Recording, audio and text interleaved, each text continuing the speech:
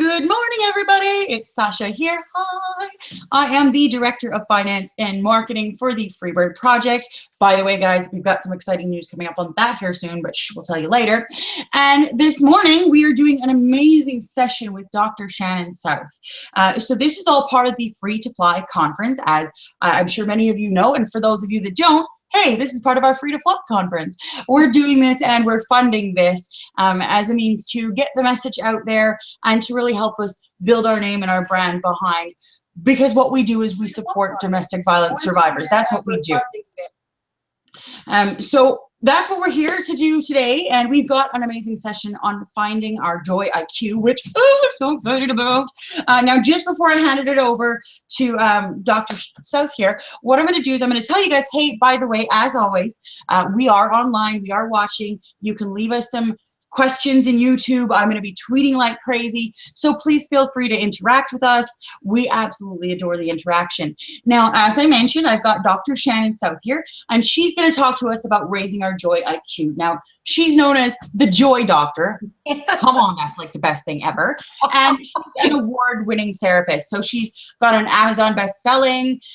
She's a professional speaker, more than 20 years in the field, and I'm just so lucky to have her here. But I will go ahead and turn that over now so you can talk to her too. Dr. South, would you mind introducing yourself just a little? Oh, I'd be happy to. You've done a beautiful job. Thank you. And I'm so excited about your project. That's the reason that I'm here. I truly believe that we can overcome the effects of abuse and trauma and everything that's happened this week. And I know you're in Canada, but in the United States, we have really needed to move to Canada. I'm just teasing. But we really needed to have tools to help us deal with when we feel powerless or when we feel like we've done our best and the outcome has not exactly turned out the way that we've wanted. So that's part of why I'm here, is because as we move into recovering and healing our own inner trauma, it's going to impact everyone around us. And then that free bird, we will feel more like a free bird. And we will feel freer in our lives, we'll feel more empowered, and we'll be able to access what we really need.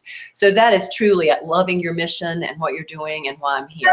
So thank you so much for having me. Oh, fantastic. What a great introduction. I mean, clearly you are on point this morning, and I'm only partially awake. So it's early there. It definitely is, but hey, we all got to get up and do something sometimes. So I kind of want to jump right in because I'm just so curious, and I'm one of those very, very passionate people when it comes to self-care and finding your own joys and motivating yourself because of where I came from. So this is a topic that's very close to me. Now, how did you become interested in holistic healing? Yes, well, I think a lot of us are wounded healers. And so we've been through trauma or abuse or, some kind of massive powerlessness ourselves. And so that's kind of how I got into the field, is an accumulation of a bunch of childhood crapola, ended up with me being extremely powerless and freaked out in my 20s, to where I was actually diagnosed with an anxiety disorder, depression, PTSD. It sounded really bad when I went to that doctor. It was just on and on and on. And I thought, oh my gosh, I've got to find a way to overcome this because I don't want to live like this. And so I went and did the traditional route, which was wonderful. I love therapy. I'm a therapist. I love that stuff. I did the medication route. That was wonderful. I was so grateful for that. And I will never tell anyone to get off their medicines because they are wonderful to help stabilize the nervous system and the brain when you've had trauma. But I was determined to find a natural way to overcome this. And one day I was sitting down, I went to went to see this lady to learn meditation, right? And she tells me to stare at this candle. She said, stare at this candle for 20 minutes. And she said, I'll be back. And I'm like, you gotta be kidding. You're gonna leave me here with this candle? I don't know what the heck I'm doing. I'm freaking out inside because that's what we do when we're anxious, right? And I'm sitting here staring at this stupid candle. And so she comes back in 20 minutes and she goes, do this every day. Do you have any questions? And I was like, any questions? I don't even know what I'm doing. And she was like, just do this every day. And I was like, and she goes, that'll be $65. And I was like, are you kidding me? But you know what? I went home, I did it every day religiously. I stared at that dagnab candle and it centered me. Something absolutely healed in me to where I completely found that joy and that love and that sense of wholeness within that had been broken and split and scattered during all the other incidents in my life. And so that's why I'm here today, because I'm so grateful for that and that healing process. And that's why I wanted to help other people, because it's there. We've got it. Our point of power is right here. And so with all the crapola going on around us now, we've got to get back to that place, because that is exactly where we can find our power. And I think that's absolutely fantastic. And I like the fact that you understand the importance of the medications as well. Yes. There's a lot of holistics that are no medications, no medications. Right. That's not always what it is. No. Of course, end result, if you can get off them, great. I mean, who Sure. doesn't want to take fewer pills? But it's really refreshing to see that you actually do understand the impact. Absolutely. Because sometimes the medication, what it does is it helps people be able to do the tools and the skills that they need. So it gives them that extra boost. It's like a good kale smoothie or something. You know what I mean? It just like gives them that extra juju they need to get through what they're trying to get through and do all the hard work that they're trying to do to feel good. So that is awesome. And medication, if it's used that way, is a really great tool. So. Fantastic. Now, I want to jump right into one of the terms that I found in your work that I need to know a little bit more about, and I'm sure our viewing audience does as well. So what is transpersonal psychology? Right, that big fat word. Yes, transpersonal psychology. Transpersonal means beyond the mind. And a lot of our suffering is stuck in the mind and in our past and in our emotional mind state. The patterns that get run like that in our emotion and our minds. So what transpersonal attempts to do is to integrate and move beyond the mind so that we can find that state of consciousness that is joy and love and freedom. The free bird, right? We can find our free bird. The free bird's not a mental thing. We can't get out of this with our mind alone. You know, Einstein said that years ago. It's like we have to find another state of consciousness to move out of this stuff and into more joy. Because if we don't have that, we're not going to be able to get it. It's like a cat in a bag. We chase our tail around and around and around and around and around in our mind, but our mind's it's not what's going to free us. I mean, we do need a strong mind, and we do need, you know, a strong heart and an emotional space that we can move into. But they work as a team, and that's what transpersonal does. Is it calls in something beyond your mind to help assist you to be with you. Is that helpful? It's like spiritual psychology, I guess is what they would call it in some traditions. I really like that term, a move beyond your mind. It makes sense to me, absolutely, but definitely not one I've heard before, so I think that's really cool. Now, how does transpersonal psychology work into trauma? So what is trauma, and how do you connect the two? Yes, well, that's a great question. Considering this week, oh my goodness, trauma is when people get into a state of overwhelm. It's more than they can actually handle, and then they feel extremely powerless. And so it creates, it reminds me of like if you're going down a river, let's say, and all of a sudden there's a big dam in the river, right? It creates this kind of absolute block in the system, because the powerlessness is so great that the person either freezes up and it gets stuck in their system. And so it becomes a trauma. And years later, like when I see them in counseling, they will be unfreezing this big thing that they've had in there forever. And the unfortunate part, well, the awesome part of it is that we survived the trauma. And we actually are able to pocket it away and figure out a way to kind of navigate it and put it in a little safe place till we can get back to it, because it's overwhelming to deal with. So when we go back to it, the cool thing is we can unfreeze it and get that energy that was wasted during that time for survival, not wasted, excuse me, that was a bad choice of words. That energy that was used to help us survive, we can now shift that into the energy for joy and love and creativity, which our higher, wiser self gives us all the time. But we can't access if we've got these big blocks that are in us that are absolutely holding back our energy and trying to navigate. It takes a lot of energy to hold trauma. It takes a lot of energy. Oh goodness, doesn't it ever? And you know what? There's a lot of free birds out there, and people who are working to be free birds that understand that concept wholeheartedly. Yes. I know. How do you use, or how does TP, so transpersonal psychology, help move people from trauma into wholeness and healing? What's that progression look like? Yeah, what does that look like? So in the transpersonal model, we go into the subconscious, which is where we, activate our dreams, and we have symbols that come up for us. Like, let's say you notice a symbol. Like when I was in my healing process, I used to notice a symbol of a woman holding her arms like this. I don't know if you can see me on the screen. And I was so drawn to that symbol. I was like, what is that? And what I realized is I'd been warrioring forward, right? Just in my life and kind of pushing myself, even like my neck hurt, my back, my whole, just pushing to try to get through, when this is what was so attractive, this kind of, this place where I could sit back and just be really relaxed. And so the subconscious will give us symbols like that we're drawn to where, I noticed you have some symbols on your face, right? That means something to you, right? Yeah, there's deep symbology in our healing. And you're welcome to share it if you want, but I would love to hear your story, because it's so important that we have these symbols. Oh, absolutely. Yeah, I'm more than happy. Yeah. For all of those out there that cannot see, so I do have my stars.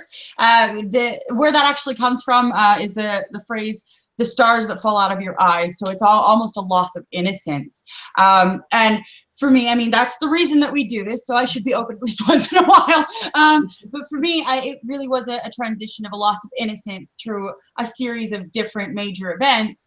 And those events made me who I was today. Now, when I decided to heal my inner self and to move past that never-ending trauma, I decided to get the stars to symbolize that rebirth. Sure, it's a loss of innocence, but I keep that close to me, and it reminds me of who I am, but I'm not ashamed. So that's where my story comes from. Oh my gosh, I get chills, because I love that you have it close to your eyes, because the eyes, when we start to see things that we didn't think we would ever see, that's part of the trauma.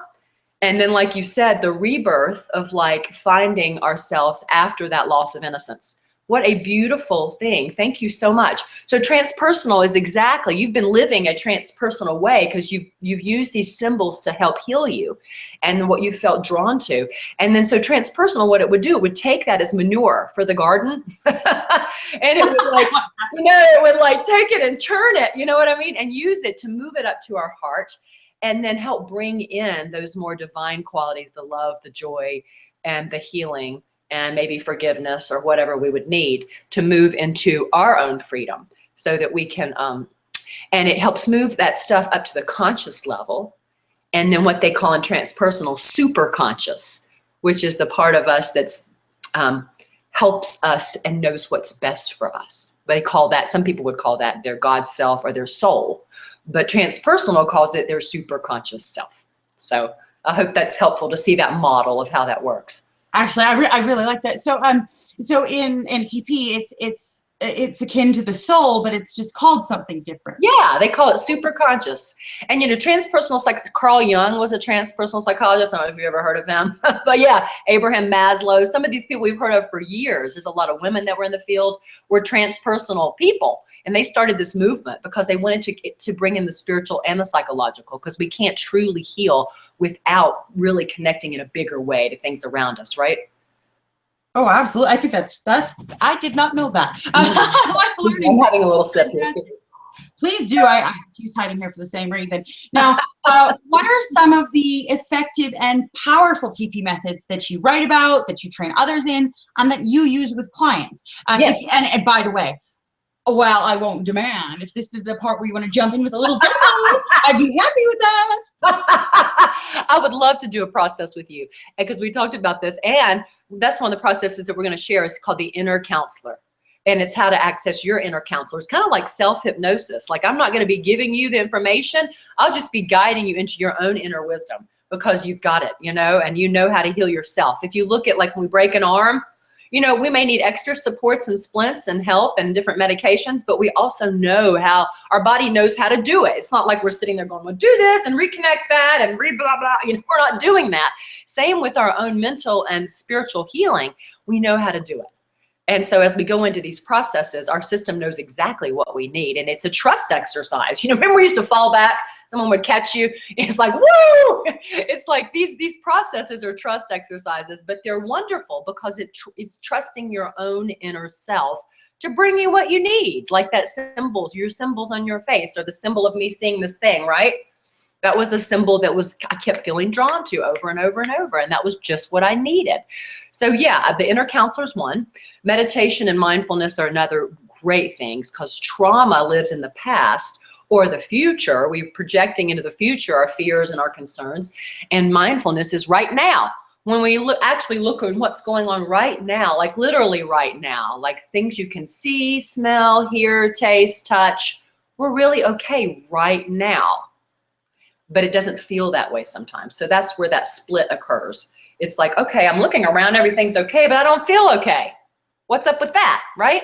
So that's where transpersonal integrates those two opposites, the conflict of opposites. And we got a lot of opposites going on right now, a lot of reflection of that in our world. Oh yeah, don't we not? I mean, yeah. I might be up in Canada, but I do watch the news. Well, you'll probably have a slew of people moving into Canada anytime. Yeah, exactly. But I mean, I really like. I like the use of all of the different pieces now. Me personally, and I mean, if you've seen anything else that I've done through this conference, I'm a huge advocate for mindfulness, especially as a means to elevate yourself to self-love. So I really think that's fantastic. What would be really the best way? Because I know that you were mentioning that, hey, that lady made you stare at a candle. I know people out there who would feel a lot like you. What? Yeah. So what would you recommend to our viewing audience as kind of that stage one mindfulness technique, how to really start to learn how to be mindful and to find that meditative center? Absolutely. Well, trauma shoots us out of our body. And so what we want to learn to do is to come back to our safe place inside. If our safe place is outside, we're never going to feel safe. So if we can come back into our being and absolutely, even like putting your hand on your heart, the heart's like the generator of all this craziness, right? And so if we can put our hand on our heart and literally just come back into breathing from our belly.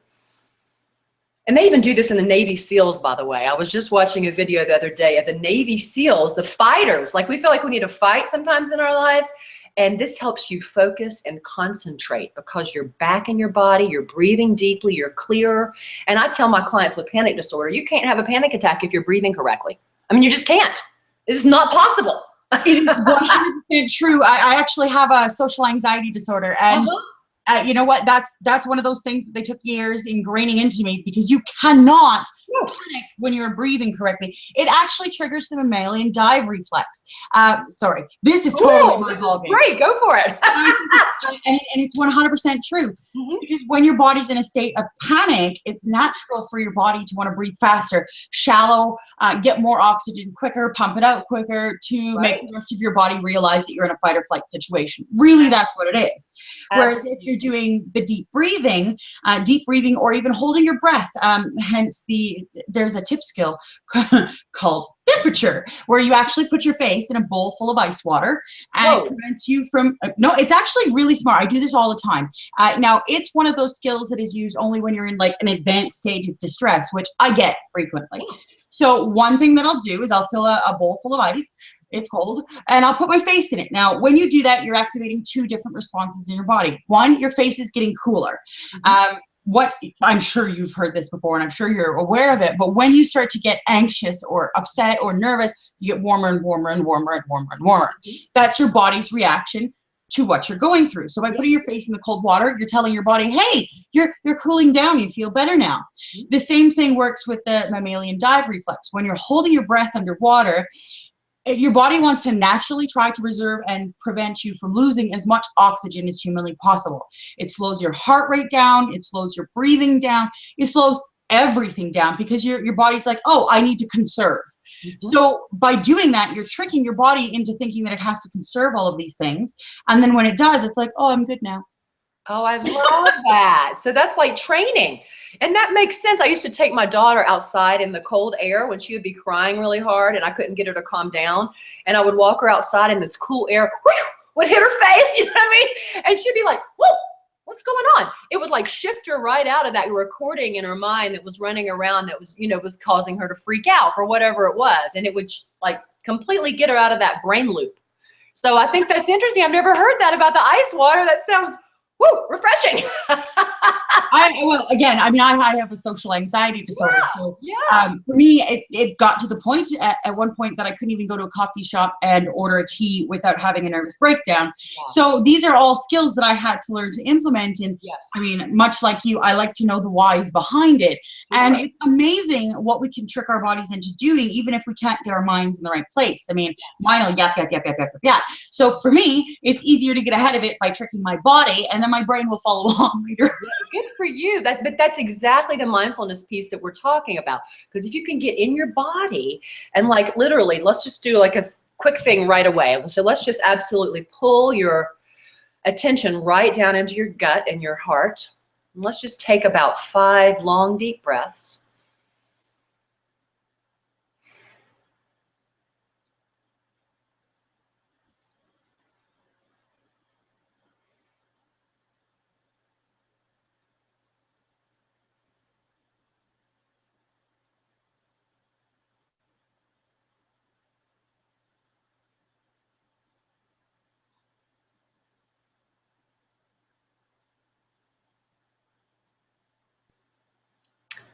And heart math actually uses this. They call it the inner ease technique, but it's just a way to kind of soothe you, and you may feel a lot more spaciousness and relaxation just right now.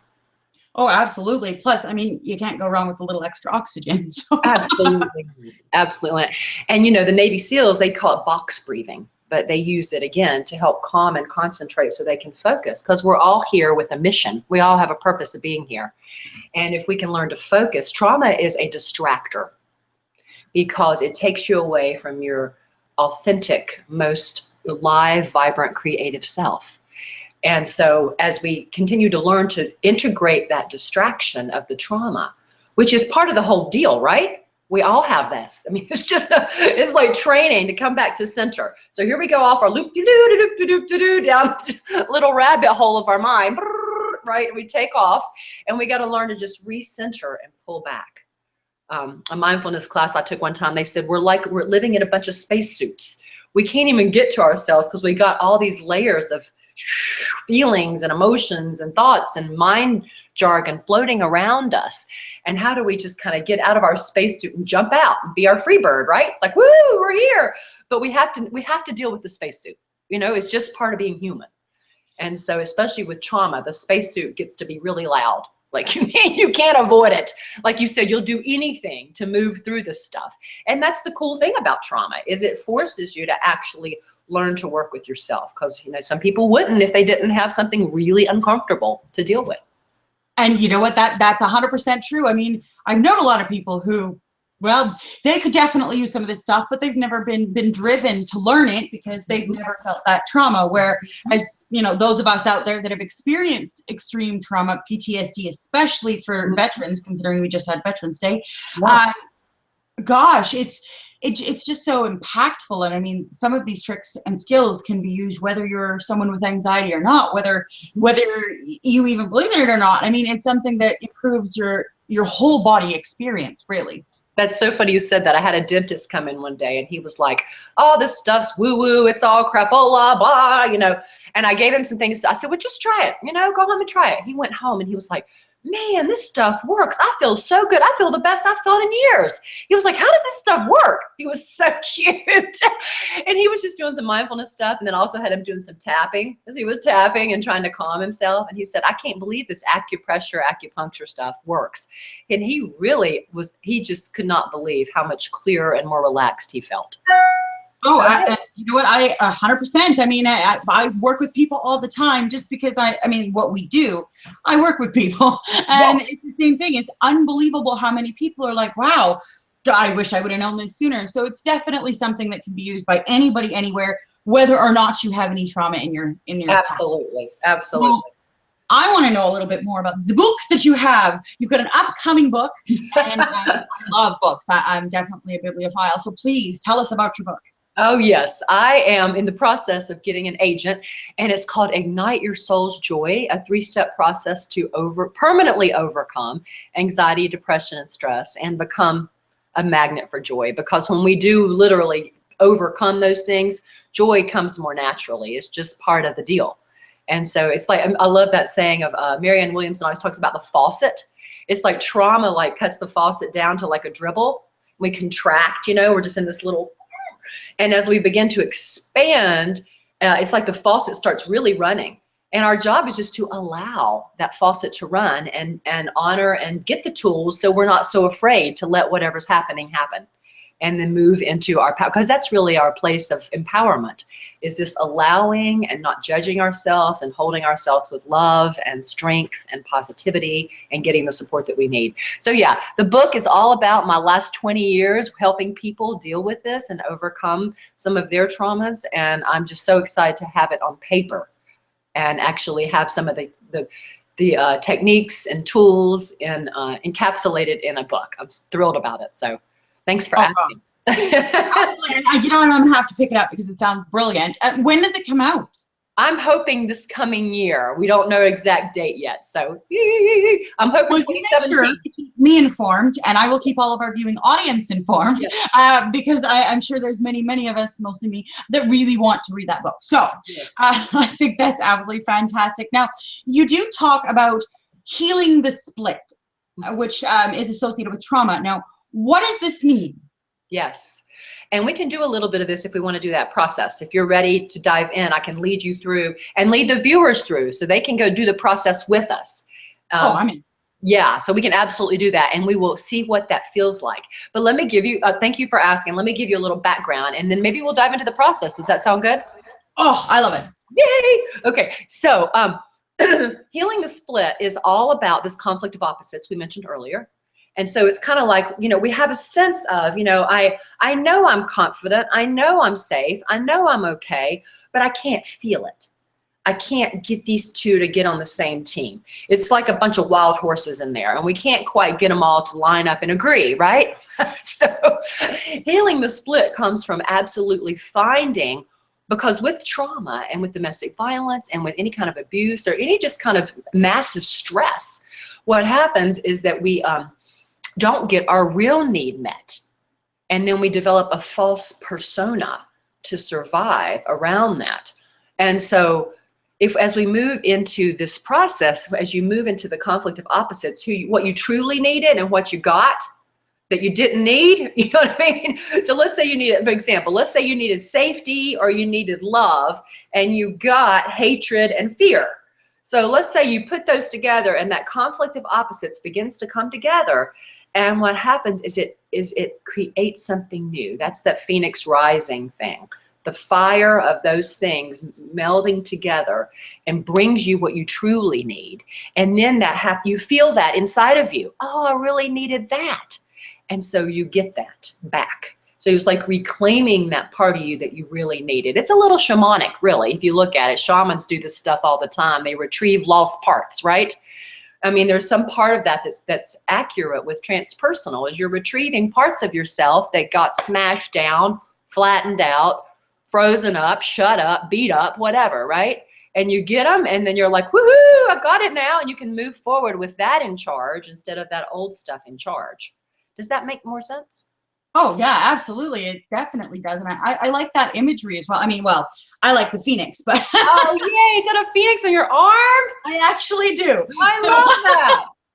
But I really do love the imagery. And I think that's a really important part of it, too, is kind of that melding and that acknowledgement in order to heal, which, I mean, when you're dealing with trauma, a lot of us have that automatic reaction, lock it away, I don't want to think about it, make it go away, instead of, you know, embracing it and finding what you actually need out of a situation. Yeah. So I think that is absolutely brilliant, and thank you for sharing that with me. Yeah. Now, how do power issues play a role in healing from trauma, you know, and creating that authentic power? Absolutely. Well, the powerlessness we've talked about earlier is a piece of trauma that creates the trauma.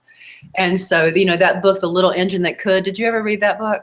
Oh, I loved it. Yeah. I mean, that book said so much. I mean, it seems like a silly little book, but it was so true. It's an empowerment thing. I mean, our power gets, you know, robbed, taken away. It's like a robbery when you've had trauma. Something like someone comes in your house and cleans it out of all these things that you had that were natural to you.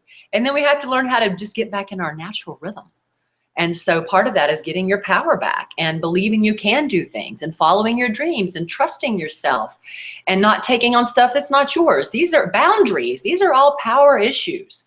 And with trauma, the powerlessness is what keeps us down still. And then we begin to do it to ourselves. We capitulate the same trauma. They call it repetition compulsion in psychology, where you repeat the same things over and over and over and over that were done to you that you don't even mean to try to do. It's your body kind of being outdated. It's like that part of you is still overactive and you don't need it anymore. Remember, like I was talking about my shoulders, how I was trudging forward, like pushing ahead. And when I realized I don't have to do that, I've got all this support around me. I can sit back and just be me and relax instead of having to just, push through everything and put myself into this hyperdrive that that I had to when I was trying to survive certain things in my life. So is that helpful? Yeah, actually, I was just kind of, I was moving that around in my brain because I really like that repetition compulsion. Now, in what I was trained and what I had to learn to, be able to do things like this, we call it rumination, but it's very much thought-based. Whereas Yes. you're saying repetition compulsion is more of an action-based. So I found that very, very interesting. Now, I know with rumination and getting caught in your own little head cycle, welcome to my world, that's where those tip skills I was talking about come in, like putting my face in ice water. How do we break out of repetition compulsion? Yes, thank you. The rumination, the repetition compulsion live in our fight, flight, freeze part of our brain, and they're there to try to help us survive, but again, we don't need them. So this process we're going to do, I mean, unless you're still in an abusive relationship or still in an abusive situation, you don't need them anymore. If you're still in those situations and you're still being abused, you may need those things still, right? So that's the catch. And so knowing where you are and what you need, like if your number one need is safety, then you need to probably get out and find it. But if your number one need is you really don't need this hyper person that's always looking around the corner or trying to twist itself into 1,000 pretzels to survive its day. You don't need that anymore. And so that part needs to heal and calm down. And they call it in transpersonal. It needs to kind of grow up, it needs to kind of mature into something that's actually more supportive for who you truly are and your most powerful self. So if we do this process, what we can do is we can go into that and see if something comes up that's an old pattern maybe for you. And then we move you into your new pattern or what you really need. Do you want to give that a try? Yes, I think that's fantastic. Now, does this tie into that power of play that you talk about? Oh, play. Yes. Play is a part of us that gets crushed and crashed when we're in trauma, because if we don't play, play is a natural language of healthy people. And so, in fact, when they did a study on play years ago, the people who actually ended up, this is a harsh statistic, but the people who ended up mass murderers, they were trained out of play as children. They were either, I know, isn't that horrible? They were either beat or, this terminal seriousness.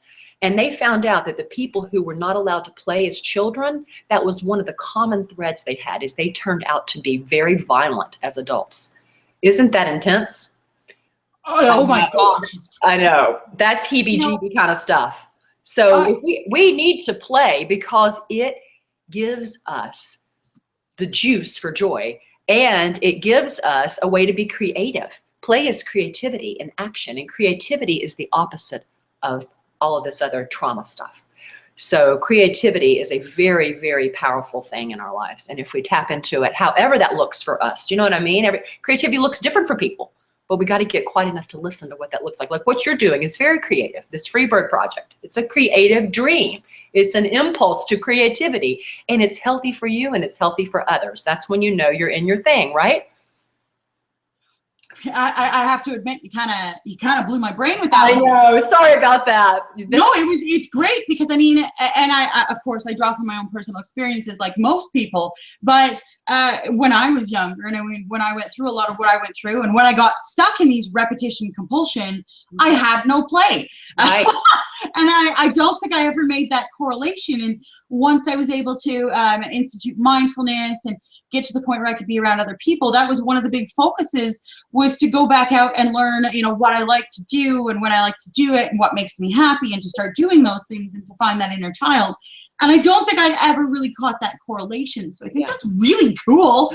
Oh, man. It is so good for our brains and our hearts to play. Oh my gosh, everybody should like put down on their calendar every day some way to play, you know, with your animals or with your friends, or, you know, what feels like play to you. Like for me, if I dance, or like I go in the woods, or like I call a friend and laugh, I mean, these are play, right? Or even just doing the work I do sometimes feels like play, because it's so exciting to see transformation, you know? So it's like finding that play place, because there's a flow there, and there's an ease there, and there's a joy.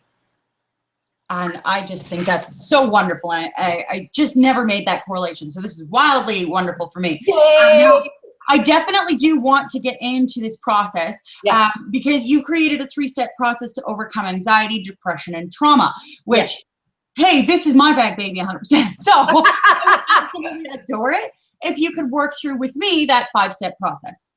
Yes. A 3-step process. Good gracious. Yes. So this process I'll be doing with you is not the exact 3-step process, but it does cover all the 3-step process. So the 3-step process itself is more about clearing. This is kind of step 1 of the 3-step process, is clearing out the things that are in your way and getting your real needs on board. So step 2 is kind of strengthening those and keeping those patterns and habits that keep strengthening that recovery, right?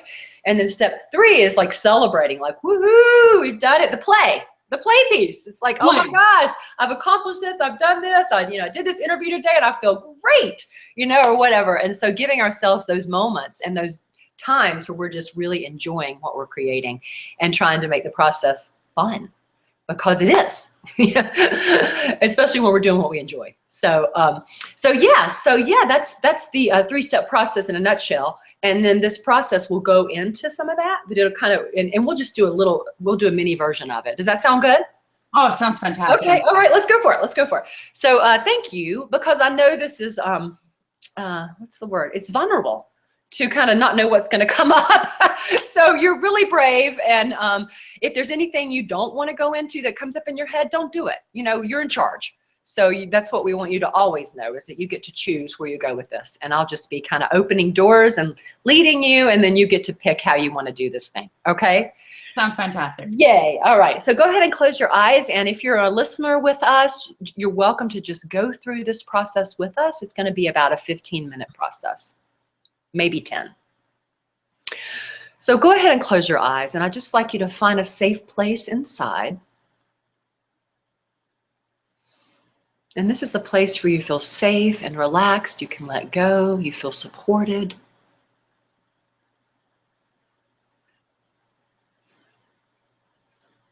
And just noticing, is it inside? Is it outside? Are you making it up right now?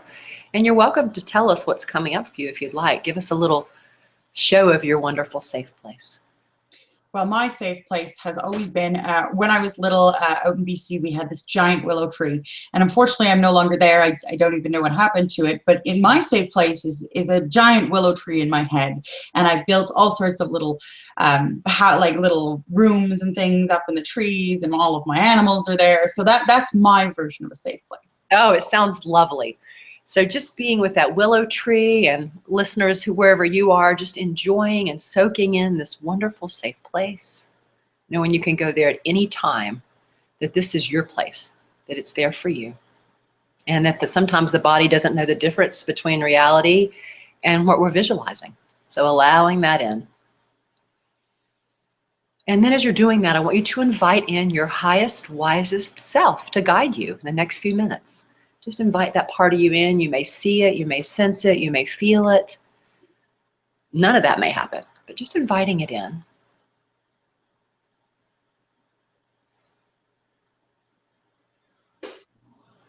And as you sense that part of you is here, just nod your head. Great. So now I'd like you to see, what is the issue that you'd like to dive into a little bit more today? Something that's irritating you, or something that is robbing your joy, or what would you like to look into a little more? For me, one of the biggest joy stealers would be the fact that every night before I try to go to sleep, I can't. That's when I get the worst anxiety, is right before I sleep. Yes. I deal with really overwhelming night terrors on an almost nightly basis. So I get afraid to go to sleep. Absolutely.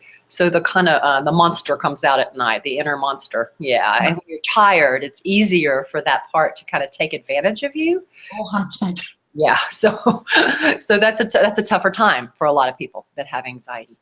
So here you are. So this issue at night when like you feel anxious and it's hard to settle down, kind of get geared up instead of gearing down.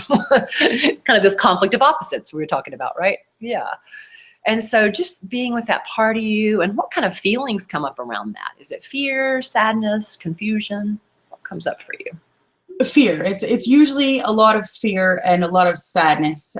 Fear because I know that, I mean, for me, I quite literally get night terrors. So I get the physical reactions to the dreams. My heart increases, the whole kit and caboodle. Yeah. So the fear is that I'm going to go spend 8 hours trapped in my dream. Yes. And the sadness comes with knowing that there's the likelihood that it will actually happen. Yeah, you've had that experience enough to where there's a real fear there. Yeah. Absolutely. Yeah. So just being with that part of you that's afraid and that has had night terrors and they're so physically uncomfortable, and how awful that feels. And where do you feel that fear in your body?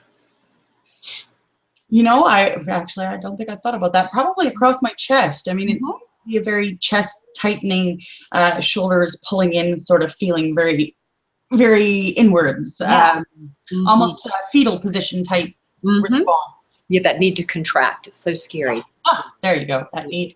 And there's nothing more vulnerable than sleep, right? It's like letting go at a really deep level, and it can be very, very activating. So yeah, so just allowing that part of you that's afraid and that feels in your chest right there.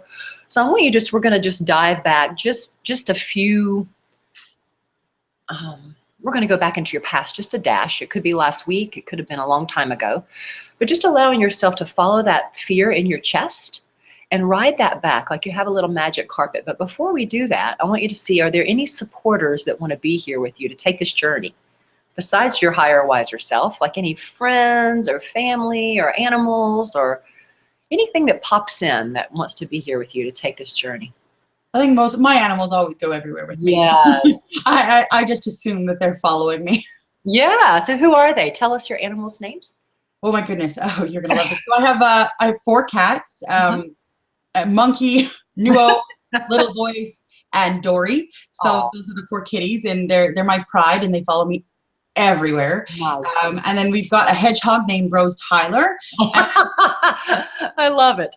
I like Doctor Who. And we have a bearded dragon named Fin Fang Foom. Oh, I love it. How creative. So he's actually named after a Marvel character, because in my household we are nerdy. Oh, I love it. So you've got this wonderful warm surrounding of all these animals that want to go with you, and they're going to journey with you back to something that was kind of not so pleasant, right? So thank them for being there. Any other supporters? Because you've got plenty, but anything else that pops in? Oh, my husband's everywhere with me, and the herd. The whole herd travels together. Wonderful. So thank your husband's higher, wiser self for being here with us. And so we're going to journey back to a time you had that same fear in your chest. And we're just going to see where that is. And there may be a bunch of times that come up. But just going back to a time and just see which one you'd like to share. Just the time you felt that same fear in your chest. And you've got all your yummy supporters going with you, so no worries. I think probably one of the stronger ones is when we first moved out to BC, because things were so different, and my surroundings were different, and we'd left a lot of things behind. And so it was very, very traumatic in and of itself. And having to go to sleep in this new house with nothing in it because we got here at 4 o'clock in the morning was it was just a whole nother experience. And we ended up actually half unpacking our giant trailer because I could not relax. Yeah. Yeah. And that was after driving for 19 hours on my dad. Oh my! So you were exhausted. You were in a new place. Nothing was familiar. Yeah. And your system was freaking out. It is not happy with that. Very good. So I want you to look back at that. When did you do this? Was this recent or a long time ago? Yeah, September 26th. Yeah, a few months ago. Yeah, so I want you to look back at that young woman a few months ago, and I want you to see her. And I want you to see her fear that's coming up in her chest, and just this discomfort. This new place, everything's new, she's exhausted, blah, all of that happening. And I want you to look at her, and I want you to see, what do you really need? What is her real need that she needs right then? Instead of this fear and discomfort and, oh, all of that. What do you think she's really needing? Probably, well, A, comfort, and B, some sense of normalcy. So something that, makes it feel more like home as opposed to just this space that I've crawled into. Absolutely. So familiarity, comfort, that's actually a survival skill. We eat foods we're familiar with instead of things we aren't, those kind of things. I mean, kids do it too. And so, yeah, so something familiar, something comforting. And if she'd had more familiarity or something more comforting, like you give kids a stuffy or like a little bear they take with them everywhere. If she'd had some of these things and more comfort, how would that have been different? Do you have a sense? Less panic, less fear. I mean, it would have been jarring experience one way or the other, but I think that comfort piece would have made it so that she could handle it a little bit better, as opposed to what happened, which was an inner retreat. I love it. I love it. So I want you to imagine you have like an energetic vacuum cleaner, and I want you to raise that fear up to like a 10, like, oh, there's a lot of fear, right? I want you to imagine you could raise it up to a 10 in your chest, and you're going to pull out that fear with your vacuum cleaner, suck it right out, and all your cats and your pets and your hamster, all those, they're going to all pull it out, and your higher, wiser self and your husband's helping, and let it take a shape or color. What does it look like as you pull that out of your chest? All that fear. It kind of looks like a thundercloud. I love it. I love it. So here's this thundercloud coming in over you. You just moved to a new place. You want to be excited. You want to be happy about it. And it's just like, boom, the thundercloud comes in. So thank that thundercloud for coming and kind of representing that fear for you, that it's trying to help you survive. But that's not what you needed and wanted, right? You needed comfort, and you needed familiarity, and you needed this security, right? But yeah, so I want you to thank it. I know this is harder for some people. It's like, oh my God, thank it. That was awful. I don't want to thank that. But let's just thank it for helping you survive. You made it. Here you are doing your mission. You're in a new space. You're in a new place, and you made it. So let's just thank it. Can you do that? You're right. It's a little harder, but yes. Yeah. So just thank it for helping you survive. It was an extreme situation, extreme driving, extreme conditions, extreme new place. Moving's like number 1 on the stress scale up there. It's in the top 5 for sure. Yeah. So just thank it for helping you in this extreme situation, even though. And I do thank it because it did help me pull through the situation, albeit uncomfortably. So I do have some gratitude. Absolutely. So we thank it, but we also say we don't run it running the show. That you want to be able to swing through changes a little more smoothly. And you appreciate it helping you, but it's next time you have more extreme, you want to feel more comfort, and you want to feel more security and familiarity in your own self, right? Regardless of what's going on out there. So let's ask it, is it willing to loosen its grip on you so that you can feel that comfort, that security, that familiarity within your own home, which is your body? What does it say? It's resistant. That's and I'm not surprised by that either. Yeah. But it is definitely resistant. It will go, but it does not want to go. That's fine. So we want to chat with it. What's it afraid of? Why is it afraid if it lets go of you? What will happen to you? Oh, that's a good question. I think it's I think it's more just that I don't know how to be without it, and I think that's what the fear is. Oh. So it's comfortable. You've had it so long. It's like a little friend. Apparently, yes. Yeah. So tell it, thank you. We get that. It's been around a long time, and who would you be without it? So we're going to find out. But thank it for that. We say, okay, you've been with me a long time. I get it. You don't know who I'd be, and I'm used to you. Yeah. Oh, wow. Yeah. Any other fears that it has? See, I mean, with me and with that fear, it's just the fear of change. Yeah.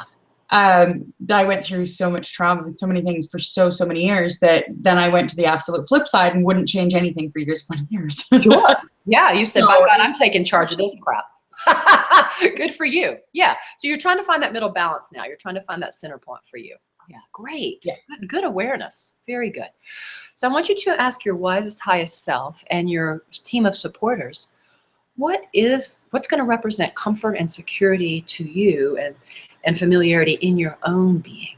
What's going to represent that to you? See what pops in. You got the thundercloud for the other one. What's going to represent that for you? This is just your subconscious giving you an image. It's like art therapy inside, right? What's going to represent that to you? And this is my playful, joyful side. This is the child in me. My onesies. I love my onesies. And I have some really cute ones. I have a Bazinga onesie. It's all, because I'm a nerd. So I would say that is like the ultimate in comfort, is being able to put on my Bazinga onesie and not la la la la, I love it. I love it. Now, what does your onesie look like? We want to know. So it's all black, and then it just right across the whole chest, it says Bazinga, just like Sheldon from Big Bang Theory, because everybody calls me Sheldon from the Big Bang Theory. So I just love that onesie, and I put it on. It's got a little hood, and I run around in my little hood, and I'm like, hee hee hee. I love it. So this playful, childlike, happy onesie energy is going to be comforting to you. This is what's going to bring you comfort, and this is what's going to bring you to your next level of familiarity and understanding with yourself. This is awesome. So ask that onesie, is it willing to represent this new part of you that's going to run the show more instead of that old part? What does it say? Oh, it's like major high five onesie. The onesie's all in. It's so exciting. I love it. I love it. So let's imagine you could put that onesie up beside that thundercloud, and I want you to watch as it absorbs and transforms that into something new. Put them side by side and let that onesie show its power, the power of play, the power of that joy, and absorbing and transforming that thundercloud. And let me know when that's done. Wow, talk about visualization. So my onesie hugged my thundercloud, and then my thundercloud had a good cry, and now it's all white and fluffy. I love that. So it was just sad, and that's why it was freaking out, possibly. Oh, it was leaving behind its old life for the new. Very nice. What a beautiful visualization. This is the power of your creative mind, and boy, do not ever underestimate it. Wow. You're kidding. Holy cow. I know. That is awesome. So you've got your white cloud and your onesie, and they have some perfect advice for you, Sasha, okay? They know exactly what you need to hear today about this extreme fear in your chest that you have at night. And what do they say to you? What's the advice they give you? Well, maybe if I'm less fearful at night, I will have fewer of them. Okay. Okay. Very good. Any other advice they have for you? Oh, here's another personal tidbit. Yeah, always find and snuggle my ginger fox. I have this little stuffed fox. We call him Ginger Fox because, my husband's a ginger. We call him Ginger Bear. So it's kind of a funny haha. Cute.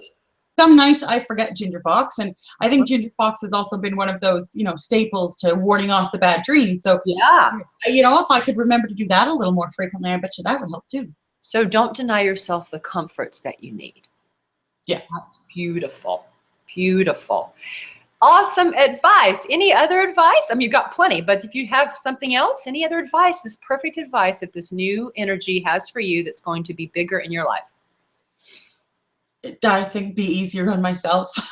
I tend to definitely beat myself up over the fact that I continue, years and years after trauma to have these bad dreams and these night terrors. Yes. And I think that's what they're telling me is, baby, stop being so hard on yourself. Yes, absolutely. Beautiful advice. I want you to imagine you could breathe that onesie with that white cloud of that sadness and clearing that you just had. Breathe that in from your feet all the way up to your chest. So breathing in the new, and then we're going to breathe out the old. In with the new. Out with the old. And in with the new. And out with the old. Now take in your new image back to your safe place by your willow tree. Giving it a place of honor, thanking it for that wonderful advice, thanking your husband and your animals and all your supporters for being there for you. Thanking yourself for being willing to go into this today. Seeing how amazing and creative and quickly transformative that you are. And I love this little ending prayer. It says, may all your cells know that you are created by this new energy. You're surrounded by this new energy. You're protected by this new energy of this play and this comfort. And you're ever growing into it every day. Whenever you feel ready, you can open your eyes. Oh, that was, whoa. How does your chest feel? Oh, well, that was just, well, actually quite a bit lighter, believe it or not. That was actually extremely powerful, and thank you very much. That was amazing, and I now have like a visualization of my onesie running around, which I think is actually kind of cool. Sometimes these things seem so ridiculous and they're so powerful, and that's what we end up doing is trashing the things that are more powerful that are there for us. So thank you for not doing that. Thank you for being willing to embrace the parts of you that want to come in. Do you know what I mean? And say yes. Oh, absolutely. And I know it's fantastic, and it works. I mean, it's a guided meditation that's also very restorative. I think that's amazing. Yes. Well, I'm so happy you're willing to let us journey into your psyche today and allow us to watch as you like move through this in like a way using symbols, using your emotions, using your thinking, and we kind of got beyond your mind. Did you experience that? Actually, yes. I mean, even and this is going to sound, well, actually, for you, it probably won't sound weird. For me, it sounds a little weird. When we were doing it, and you know, I had the big thundercloud, and I felt that fear starting to arise, and then my onesie came and gave it a hug, and I'm like, oh, that's so sweet. And even like I'm thinking about, okay, so you know, next time I go to bed, and already I'm like, where's Ginger Fox, and I need my onesie. So it's actually rather intriguing how much that can already impact the way that your body and your mind react to a situation. Absolutely, because you allowed yourself to go beyond your mind into a part of you that is very creative and very resourceful and very symbolic. These are the deep symbols in your mind that represent these patterns that want to come forward. So congratulations, that was awesome that you allowed that to happen. Yay! Yay, and thank you, because that was just so cool. And I mean, for me, the other part of it, and I love that unique nature, because I mean, your guided meditations played a lot off of my own inner self and what I see and what I visualize, which made it all that much more of a connector to me and my being. I mean, it wasn't, hey, picture this or picture that. It was, what do you see as a response to that? And I think it was just brilliant. And I go in there sometimes and people are like, I don't do visualization. And when we get in there, they do it and they're like, wow, I didn't know I had that in me. And they feel so much freer because they've allowed that part of themselves to come in and help them. And it's so amazing how powerful that part of us can be. It's like Carolyn Mace, who I studied with, she's a nun, or she wrote a ton of books. Anyway, she calls it symbolic sight, which is what she calls that, which is like seeing beyond into a bigger way of symbols. Like instead of the tree, we see the forest, right? So congratulations for letting yourself do that and go move into that symbolic side, into that healing. Oh, and it was absolutely amazing. And I don't entirely understand what makes that so effective, but I love it. Well, if you want to look into it, you can literally go to theinnercounselor.com. It's the people that trained me in it. It's a 15-step model. There's a lot of research behind it. There's a lot of, it started out with when they were giving LSD to veterans, and that was actually helping them move beyond their PTSD years ago, but it was hurting them too, because LSD has so many negative side effects in the long run. Does that make sense? So it was like, they were like, how do we help people get to these states of consciousness that they're reaching? But how do we help them do that in a way that we don't harm them with this drug? So these are not ethical studies anymore. They would never be allowed. But also the music therapy that came behind this as well, is getting people into new states of consciousness that then allow them to have more permanent lasting healing. And how do we do that? We do that by getting beyond the parts of them that continue to do the same things over and over anyway, right? And so this is a lot of research came behind this process, years and years and years, and you can go read about that if you want. The other thing I want to tell the listeners is I have a quiz that will help you move into this more. It's called the What's Your Joy IQ quiz, and it will help you see where your blocks are. So if you didn't do the process with you, if you just kind of observed and watched your process, you can go in there and check out where your blocks are at whatsyourjoyiq.com. It's fun, it's easy. And then you can go into, and I give you a free meditation that I actually studied where you increase dopamine in your brain naturally, and you can work on helping yourself move beyond these patterns that are blocking your joy. So I just wanted to share that with people as well. If they didn't do the process with you, or even if they did, there's other things they can do to help get to this level. So absolutely. And viewers, I did post the link on YouTube. So if you're watching this now, later, or otherwise, it does convert. It turns into the joymagnetquiz.com, but it still works the same. So just go ahead and click. And it is there, and I'm poking at it as we speak. So I think that's awesome. And if you go to my Dr. Shannon Recommends page, I have links for all these processes on there that we just did, the one we just did. So what's your website address? I'll post that. Yeah, drshannonsouth.com. And people can do more research on it, check it out for yourself, and see if it's something that, Dr. Shannon South.com. Oh, I missed that. ShannonSouth.com. Great. There we go. So I've also got that in the links as well, because that's just awesome. All right, fantastic. And we don't know when your book is coming out yet, but that's okay. Now, let's say we have people out in the audience, and I imagine that there's at least a couple of them, that want to get in touch with you, embark on this journey. I mean, gosh, that was the most amazing guided meditation ever. So, I mean, if somebody wants to get in touch with you and they want to start working with you, is it your website that you use as your primary method? You can actually schedule an appointment with me, a consultation on my website. I do Skype sessions if people are interested. I do those often. And I have a private practice, but so yeah, you can get me on my website, reach out to me, and I'm happy to talk with you.